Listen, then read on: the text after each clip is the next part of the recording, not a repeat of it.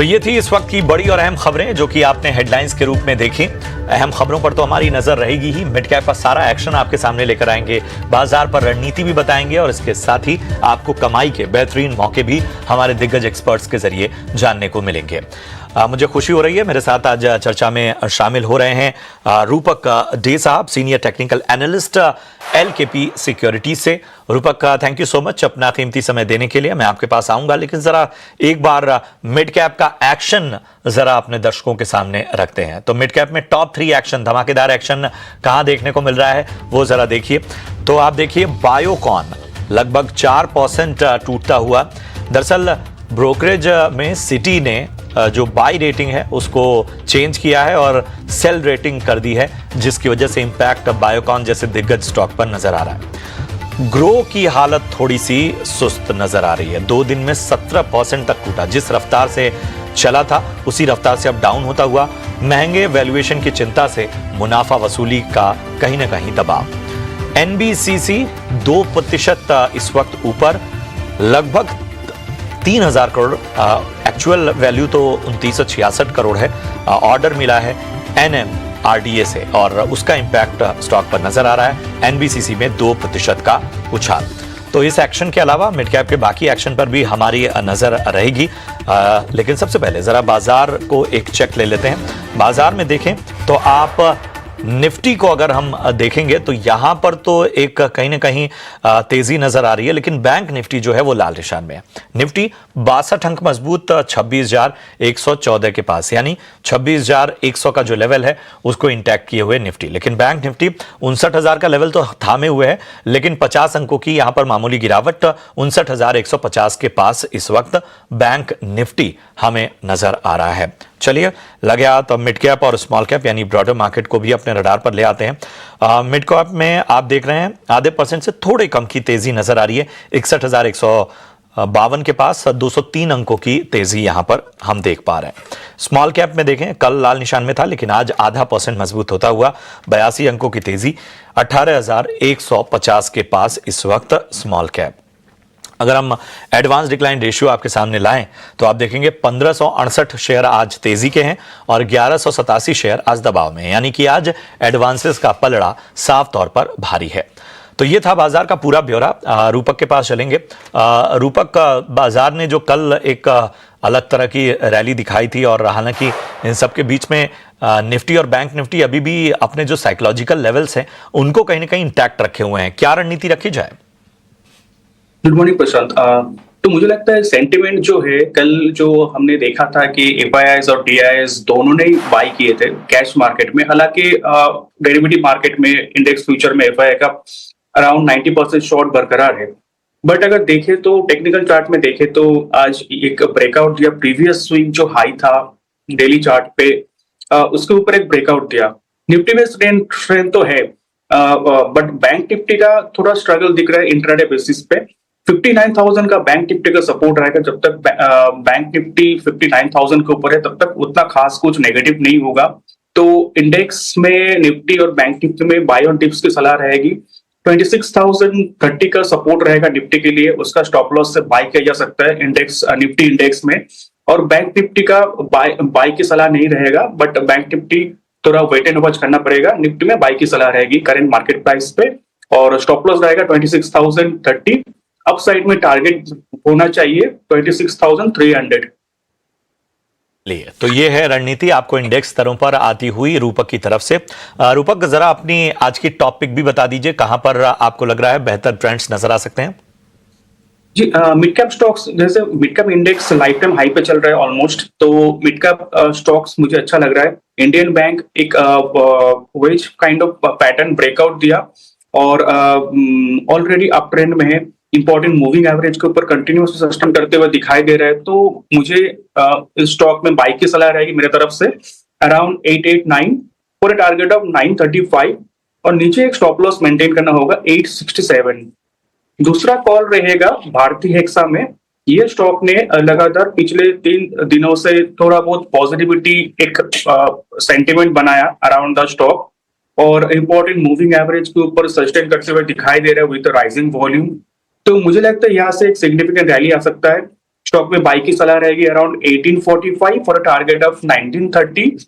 तो stop loss maintain करना होगा 1800 पे। तो भारतीय हेक्साकॉम 1800 का स्टॉप लॉस, 1930 तक के लक्ष्य यहां पर आपको नजर आ सकते हैं। 1840 के स्तर पर आपको खरीदारी करने की सलाह। इंडियन बैंक की बात करें तो यहां पर आपको टारगेट 935 का, स्टॉप लॉस 667 का और 889 मतलब इसी लेवल पे आपको खरीदना है। तो ये है राय इंडियन बैंक और भारतीय हेक्सा पर इस वक्त आती हुई। चलिए मिड कैप में जो एक्शन है उनको कहीं ना कहीं लेकर आते हैं और सबसे पहले मिड कैप में तेजी कहां देखने को मिल रही है उन स्टॉक की चर्चा सबसे पहले करते हैं। तो मिड कैप में आप देखिए टॉप गेनर्स जो है मिड कैप में वो इस वक्त वारी energies, Linde India, Cochin shipyard, Hitachi energies जैसे जो स्टॉक्स हैं वो आज मिड कैप में एक्शन दिखा रहे हैं, मिड कैप में तेजी दिखा रहे हैं। मिड कैप के गेनर की लिस्ट जरा लेकर आइए और यहां पर आप देखेंगे वारी एनर्जीज लगभग 2.25% चलता हुआ। लिंडे इंडिया में देखें तो 2% से ज्यादा की तेजी। कोचिन शिपयार्ड देखिए 3.5% मजबूत होता हुआ। वहीं हिताची एनर्जी को देखें तो यहां पर 3.5% की तेजी हमें देखने को मिल रही है। इसके अलावा एमआरपीएल और फोर्टिस हेल्थ में भी लगभग 1 से 1.5% की तेजी हम देख पा रहे हैं। तो रूपक सबसे पहले मिड कैप के जो टॉप गेनर्स हैं उनको अपने रडार पर हम ले आ रहे हैं। वारी energies, Linde India, Cochin shipyard, Hitachi energy, MRPL, क्या राय होगी यहां पर, कहां पर बेहतर ट्रेंड्स नजर आ रहे हैं?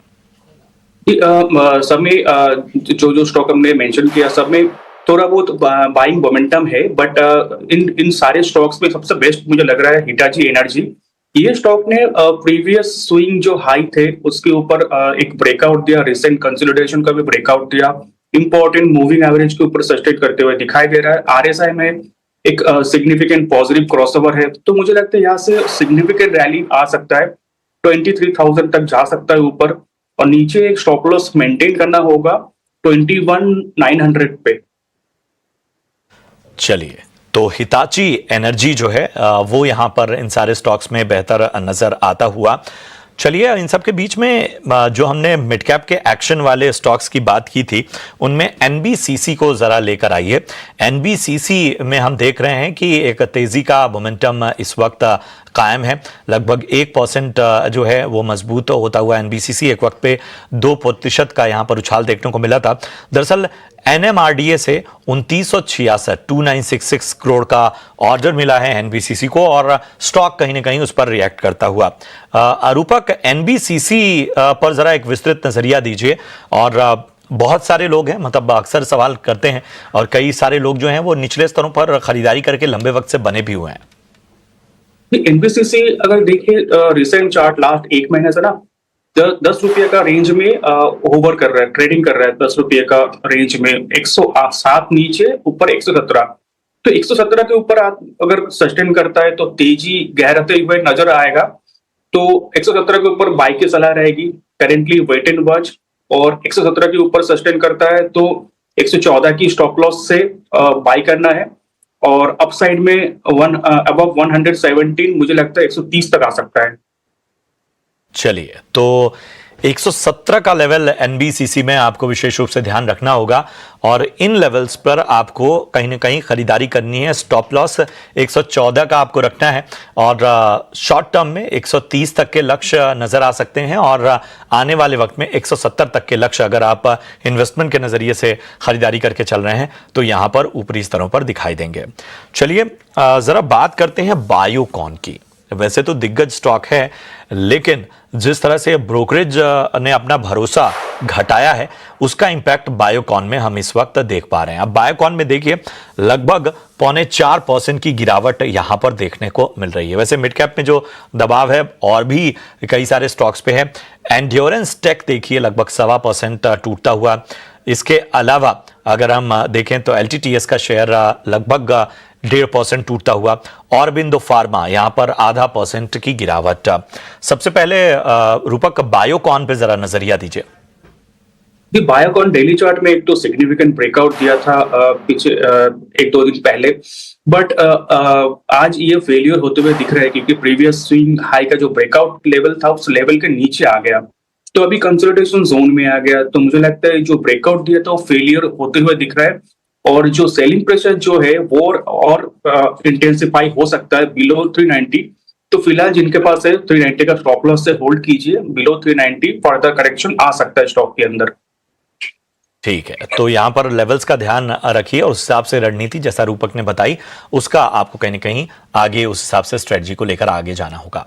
चलिए, पहलू आपने बहुत सामने से रखा। वैसे तो रूपक सर, अब चूंकि हाल फिलहाल की लिस्टिंग है तो टेक्निकली तो बहुत कुछ कहा नहीं जा सकता, लेकिन एक अपने तजुर्बे से बताइए, जिस तरह के कंसर्न हाल फिलहाल सामने आए हैं और जिस तरह की स्थितियां अभी बनी हैं मार्केट के तमाम फंडामेंटल्स को देखते हुए, हमें बताइए ग्रो की ये जो अचानक से क्रैश हुआ है इसमें क्या अप्रोच रखी जाए, अगर कहीं ना कहीं यूजर्स के नजरिए से देखें हम। तो ग्रो ने जो रिसेंट करेक्शन दिया ना, उस करेक्शन में 38.2% फिबोनाची रिट्रेसमेंट के नीचे आ गया। तो पहला सपोर्ट था अराउंड 163, वो टूट गया। अभी नेक्स्ट सपोर्ट है 50% रिट्रेसमेंट लेवल पे, जो कि 154 पे, 154 टूटा तो 145 आ सकता है। तो ये 3 लेवल हमारे पास है। अभी 154 का लो बनाया, अराउंड 154 का लो था आज का दिन, तो 154 के नीचे और 9 रुपये का करेक्शन आ सकता है। तो फिलहाल जब तक 165 पे नीचे रहेगा तब तक सेलिंग प्रेशर रहेगा ग्रो के अंदर। 165 बहुत इंपॉर्टेंट लेवल है और इसका आपको कहीं ना कहीं ध्यान रखना है। अगर इस लेवल के नीचे आता है तो सेलिंग प्रेशर और देखा जा सकता है ग्रो में, तो उस हिसाब से अपनी रणनीति को आपको आगे बढ़ाना है। चलिए, जरा कुछ और स्टॉक्स की बात कर लेते हैं और जरा दिग्गजों को भी जरा अपने रडार पे ले आएंगे। और आज देखिए, रिलायंस में लगभग 1.5% की तेजी हमें देखने को मिल रही है। इसके अलावा हम देखें साथ ही जियो फाइनेंस, यहां पर भी 1.5% के आसपास का कहीं ना कहीं तेजी हम देख पा रहे हैं। तो रूपक, रिलायंस ग्रुप ऑफ शेयर्स, अगर हम बात करें जियो फाइनेंस और रिलायंस, इन दोनों पर क्या नजरिया बन रहा है मार्केट हीट मैप में टॉप पे नजर आते हुए? रिलायंस में तो बहुत बढ़िया व्यू बन रहा है। 1510 का मतलब 1510 का स्टॉप लॉस रहेगा। ये नहीं टूटा तो सिग्निफिकेंट अपसाइड आ सकता है स्टॉक के अंदर, 1660 तक जा सकता है शॉर्ट टर्म में। तो रिलायंस में व्यू बहुत ही पॉजिटिव है और सेंटिमेंट पॉजिटिव रहना चाहिए अराउंड 1-2 महीने के लिए। और जियो फाइनेंस की बात करें तो जियो फाइनेंस एक रेंज के अंदर टिके हुए है, तो 316 की एक रेजिस्टेंस रहेगा। 316 के ऊपर आते ही स्टॉक के अंदर बाइंग मोमेंटम क्रिएट होगा। तो फिलहाल तो wait and watch Jio finance में विद स्टॉक को होल्ड करना चाहिए 304 की स्टॉप लॉस के साथ।